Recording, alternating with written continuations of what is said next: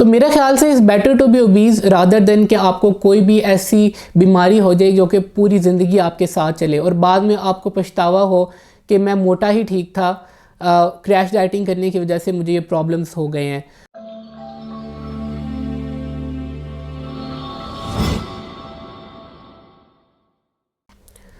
बिस्मिल्लाहिर्रहमानिर्रहीम, अस्सलाम वालेकुम।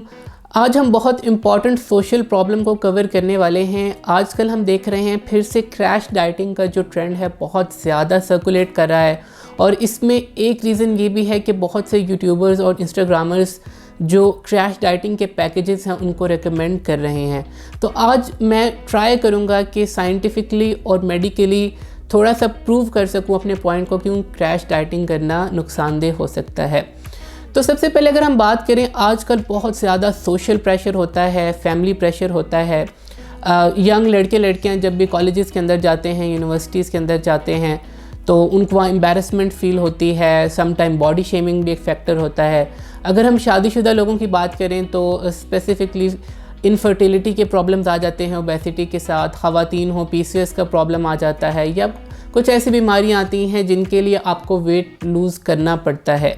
अब now what we do is कि हम शॉर्टकट्स को सीख करते हैं। लॉन्ग टर्म गोल्स नहीं होते, हमें बहुत जल्दी चीज़ें चाहिए होती है। तो शॉर्टकट क्या आता है हमारे पास? जो शॉर्टकट आता है वो आता है क्रैश डाइटिंग। अगर हम क्रैश डाइट को डिफ़ाइन करें, जो टिपिकल डेफिनेशन होगी, a very low calorie diet primarily composed of fruits and vegetables that results in a drastic weight loss.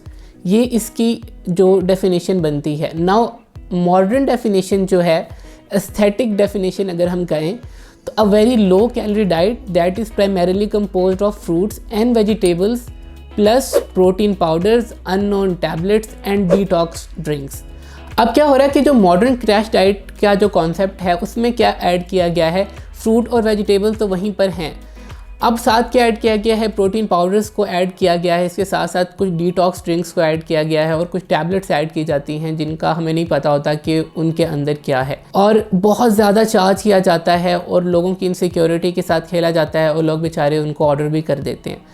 अब प्राइमरी मसला जो हमारे पास आता है वो उसके नुकसान है। इनिशियली तो आपका जो वेट है वो लूज़ होता है क्रैश डाइट करने से। मेजॉरिटी होती हैं क्रैश डाइट्स 7 दिनों के लिए कराई जाती है, 14 दिनों के लिए कराई जाती है, 9 दिनों के लिए कराई जाती है और वो कहते हैं कि आपका 5 kg कम हो जाएगा, 4 कम हो जाएगा या इवन मोर। अगर हम बात करें कि जो क्रैश डाइट्स हैं इनसे इनिशियली वज़न क्यों कम होता है, तो जैसा कि हमने देखा फ्रूट्स और वेजिटेबल्स दिए जा रहे हैं बेसिकली।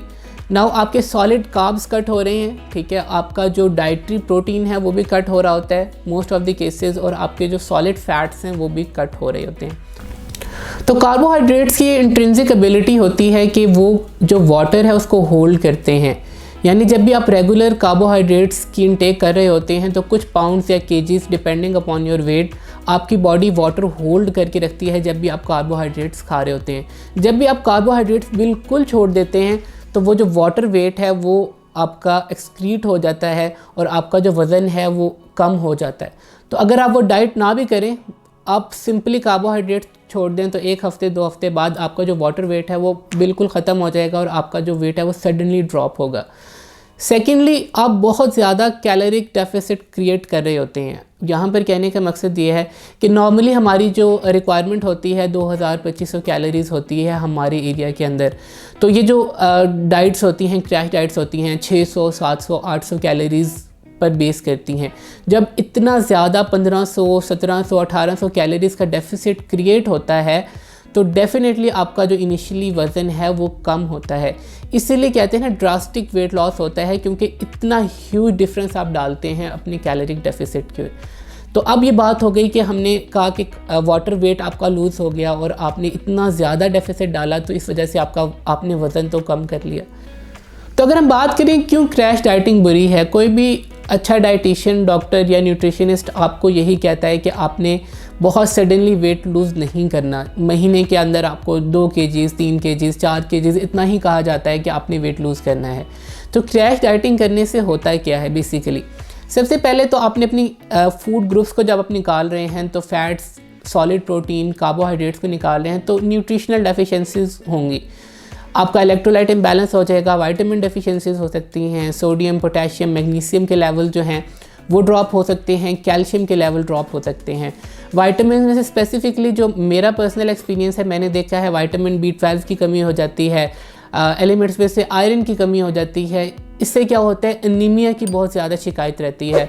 अक्सर लोग कांटेक्ट करते हैं कि क्रैश डाइटिंग की, उसके बाद उनको खून की कमी हो जाती है, उनकी हीमोग्लोबिन लेवल्स जो हैं वो ड्रॉप होते हैं। ये बहुत कॉमन साइड इफ़ेक्ट है क्रैश डाइटिंग का कि आपका जो एनीमिया है उसके चांसेस बहुत ज़्यादा बढ़ जाते हैं। इसके साथ साथ कैल्शियम की कमी की वजह से हड्डियों में दर्द होता है, जॉइंट पेन बहुत ज़्यादा बढ़ जाता है। इसके साथ साथ मसल लॉस का जो चांस है वो बहुत ज़्यादा बढ़ जाता है, क्योंकि आप एक ह्यूज कैलोरिक डेफिसिट क्रिएट कर रहे हैं, तो बॉडी अपनी रिक्वायरमेंट को पूरा करने के लिए मसल को भी ब्रेक डाउन करना शुरू कर देती है। और ये एक ऐसी स्टेट है, आप कभी भी नहीं चाहेंगे कि आपका जो मसल लॉस है वो हो। मसल को रीगेन करना बहुत मुश्किल है। आपका टारगेट ये होना चाहिए कि फ़ैट लॉस हो, मसल लॉस नहीं हो। तो क्रैश डाइट आपका मसल लॉस करवा रही होती है। एक और सबसे बड़ा नुकसान जो कि क्रैश डाइटिंग का हो सकता है वो ये है कि इट कैन लीड टू गाल स्टोन्स। गाल ब्लैडर प्रेजेंट होता है आपकी बॉडी के अंदर, जो कि बाइल को स्टोर करता है, जिसका बेसिक रोल होता है आपकी फ़ैट इमल्सिफिकेशन के अंदर, फ़ैट डाइजेशन के अंदर। जब भी आप बहुत जल्दी फ़ैट बर्न कर रहे होते हैं, बहुत ज़्यादा कैलोरिक डेफिसिट डालते हैं, तो होता क्या है कि जो कोलेस्ट्रॉल है वो आपके गाल ब्लैडर के अंदर सीप कर जाता है और वहाँ पर कॉन्सेंट्रेशन इसकी बहुत ज़्यादा इंक्रीज़ करती है, जिसकी वजह से स्टोन्स बन जाते हैं। अब most of the time situation इतनी ख़राब हो जाती है कि इसको सर्जिकली रिमूव करना पड़ता है, और अगर सर्जिकली रिमूवल हो जाए तो उसके बाद आपको GIT के बहुत ज़्यादा प्रॉब्लम्स होंगे, स्टमक प्रॉब्लम्स हो जाएंगे, डाइजेशन के प्रॉब्लम्स। तो ये एक ज़िंदगी भर का रोग लग जाएगा आपको अगर आपने बहुत ज़्यादा अरसे तक क्रैश डाइटिंग को फॉलो किया, तो ये बहुत बड़ा नुकसान होता है। एक और बहुत बड़ा नुकसान जो कि क्रैश डाइटिंग का होता है, स्लोअर मेटाबॉलिज्म। ये सबसे बड़ा वो पॉइंट है जो हम कहते हैं कि आपने क्रैश डाइटिंग नहीं करनी, क्योंकि ये आपका मेटाबॉलिज्म स्लो कर देता है। नॉर्मली जैसे कि मैंने आपको बताया 2200 कैलोरीज रिक्वायरमेंट होती हैं आपकी बॉडी की। जब आप एक बहुत लो कैलोरी डाइट पे आते हैं 700-800, इनिशियली तो आपकी बॉडी वेट लूज़ कर रही होती है, लेकिन एक पॉइंट ऐसा होता है, हमारे मेटाबॉलिज्म का एक इंट्रिंसिक कंट्रोल अल्लाह ताला ने ये बनाया है कि कुछ अरसे बाद वो अडैप्ट कर जाता है। तो होता क्या है, कुछ अरसे बाद वो 700-800 कैलोरीज़ के ऊपर आपकी बॉडी मज़ीद फ़ैट बर्न नहीं कर रही होती। तो एज़ अ रिज़ल्ट आपका जो मेटाबॉलिज्म है स्लो हो जाता है। अगर आप नॉर्मली भी खाना शुरू करें तो आपकी बॉडी वो स्टोर करना शुरू कर देती है, क्योंकि आपने अपना जो सेट पॉइंट है मेटाबॉलिज्म का उसको डिस्टर्ब कर दिया है। तो जब भी आप डाइटिंग करवाते हैं, डॉक्टर्स करवाते हैं या डाइटिशियन करवाते हैं, तो वो क्या करते हैं, अगर आपकी कैलोरी रिक्वायरमेंट 2000 कैलोरीज़ हैं तो वो आपको 1600 से शुरू कराएंगे, 1500 से शुरू कराएंगे, साथ एक्सरसाइज भी डालेंगे। ठीक है, एक डिसेंट सा कैलोरिक डेफिसिट क्रिएट करते हैं। फिर एक वक्त तक वो काम करेगा, ठीक है, आप कुछ केजीज लूज़ करेंगे, फिर उसको थोड़ा सा 1400 पे लेके आएंगे, फिर कैलोरीज़ को बढ़ाएंगे, इस तरह करके आहिस्ता आहिस्ता 1300, 1200, और यहाँ से आप जो अपनी एक्सरसाइज की विंडो है वो इसको इंक्रीज़ करते हैं। तो आप 1000 कैलोरीज़ तक अपना यूजुअली गोल अचीव कर लेते हैं। 1000 कैलोरीज से कम डाइट नहीं दी जाती। फिर आप क्या करते हैं, आपके जो वर्कआउट्स हैं उनको इंटेंस करवा दिया जाता है। तो इस तरह आपके जो गोल्स हैं उनको मीट किया जाता है। बहुत कम कैलोरिक डाइट के ऊपर आपको नहीं डाला जाता। इससे क्या होता है कि आपका जो मेटाबॉलिज्म है वो एक वर्किंग कंडीशन के अंदर रहता है। बहुत लो कैलोरी डाइट का यही नुकसान होगा कि आपका मेटाबॉलिज्म एक दफ़ा स्लो हो गया तो आप जब नॉर्मल ईटिंग पे भी आएंगे तो आपका वेट गेन होगा। तो काइंडली ये आपने देखना है। इसके साथ साथ समटाइम्स ये होता है कि हार्मोनल इम्बैलेंस हो जाता है, स्पेशली जब आप फ़ैट्स नहीं ले रहे होते, डाइटरी फ़ैट नहीं ले रहे होते, तो हार्मोनल इम्बैलेंस हो जाता है। बहुत ज़्यादा कॉमन है मेल्स के अंदर भी और फीमेल्स के अंदर भी। एसेंशियल फैटी एसिड डेफिशिएंसी हो जाती है, उसके साथ साथ डर्माटाइटिस हो जाता है, एलोपेशिया हो गया, थ्रोम्बोसाइटोपिनिया हो गया। ये तमाम जो है एसेंशियल फैटी एसिड की वजह से आपको ये प्रॉब्लम्स हो सकते हैं।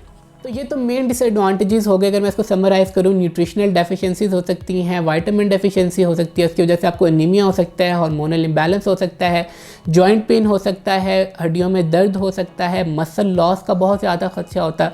दो हमने चीज़ें देखी, एक गाल ब्लैडर स्टोन्स और इसके साथ साथ हमने देखा कि स्लोअर मेटाबॉलिज्म इसके सवेयर इफेक्ट्स के अंदर शामिल हैं। तो मेरा ख्याल से is better to be obese rather than कि आपको कोई भी ऐसी बीमारी हो जाए जो कि पूरी ज़िंदगी आपके साथ चले और बाद में आपको पछतावा हो कि मैं मोटा ही ठीक था, क्रैश डाइटिंग करने की वजह से मुझे ये प्रॉब्लम्स हो गए हैं। सो अब इसका सोल्यूशन क्या है? हर एक का राइट है कि उसको अच्छा दिखना होता है, अपनी हेल्थ को बेटर करना होता है, तो इसका सोल्यूशन क्या निकालेंगे? तो इसका सोल्यूशन क्या होगा? A low calorie diet, a low calorie balance diet, इसको इस तरह कहते हैं, a low calorie balance diet with proper exercise. ठीक है, अब लो कैलोरी का मतलब ये है कि एक decent caloric deficit with a balance diet, यानी कि तमाम food groups, carbohydrate, protein, fats, और इसके साथ साथ हम थोड़ा सा अपने आप को मूव करना शुरू करेंगे। तो ये हमारी अप्रोच होनी चाहिए। अगर आप ख़ुद अपनी डाइट को फॉर्मुलेट कर सकते हैं तो अच्छी बात है, अपनी मेंटेनेंस निकालें, अपना एक डिसेंट डेफिसिट डालें, इसके साथ साथ अपने कार्बोहाइड्रेट, प्रोटीन, फैट्स की जो रिक्वायरमेंट है उसको निकालें और अपना एक डाइट प्लान फॉर्मुलेट करें। ठीक है, अपना जो डेफिसिट है वो 300, 400, 500 कैलोरीज तक का डालें मेंटेनेंस से, और साथ एक्सरसाइज शुरू करें, आपका इंशाल्लाह वेट लॉस होगा। अगर आपको ये चीज़ें मुश्किल लगती हैं तो फिर ये करें, क्रैश डाइटिंग के ऊपर जो आपने इतना पैसा भरना है तो आप किसी अच्छे डॉक्टर, डाइटिशियन या न्यूट्रिशनिस्ट के पास जाएं, उससे अपना एक डाइट प्लान फॉर्मुलेट करवाएं और उसके ऊपर अमल करना शुरू करें। ठीक है, और अपने जो गोल्स हैं उनको लॉन्ग टर्म लेके चलें। ठीक है, हमें समटाइम्स करना पड़ता है, प्रॉब्लम्स आ जाती हैं, लेकिन अपना जो वेट लॉस है कम से कम इसको एक लॉन्ग टर्म गोल लेकर चलें। इंशाल्लाह चीज़ें मुश्किल होती हैं, 2 महीने आपको लगते हैं तमाम चीज़ों को समझने में, लेकिन अल्टीमेटली आप इसको अडेप्ट कर लेते हैं और अपना जो वेट लॉस का जो गोल है वो अचीव कर लेते हैं। जितने भी लोगों को आप देखेंगे जिन्होंने वेट लॉस कर लिया होता है, मेरे चैनल के ऊपर भी या इंस्टाग्राम के ऊपर स्टोरीज शेयर हुई होंगी, उन्होंने काफ़ी टाइम लगाया है। ठीक है, टाइम लगता है, ये बात तो समझ लें। तो हमेशा एक लंबे अरसे के लिए प्लानिंग करें, उसके ऊपर एक प्लान बनाएं, उसके ऊपर इम्प्लीमेंट करें। अंधाधुंध चलने का कोई फ़ायदा नहीं है। अगर आपको ख़ुद समझ नहीं आती तो किसी की हेल्प ले लें। तो ये थोड़ा सा आज का क्रैश डाइटिंग के हवाले से एक रिव्यू कह लें या एक अवेयरनेस वीडियो कह लें जो मैं बनाना चाह रहा था। तो अगर आप इसको शेयर कर दें तो बहुत ज़्यादा हेल्प हो जाएगी, मेरा जो मैसेज है उसको स्प्रेड करने में हेल्प हो जाएगी। तो अगर आपका कोई क्वेश्चन हो या आपको कोई बात नहीं समझ आई या फिर कोई बात आप जिससे एग्री नहीं करते तो आप कमेंट सेक्शन में ज़रूर बता सकते हैं, तो हम उसके ऊपर बात कर सकते हैं। तो किसी नेक्स्ट वीडियो तक के लिए अपना ख्याल रखिएगा। अल्लाह हाफ़िज़।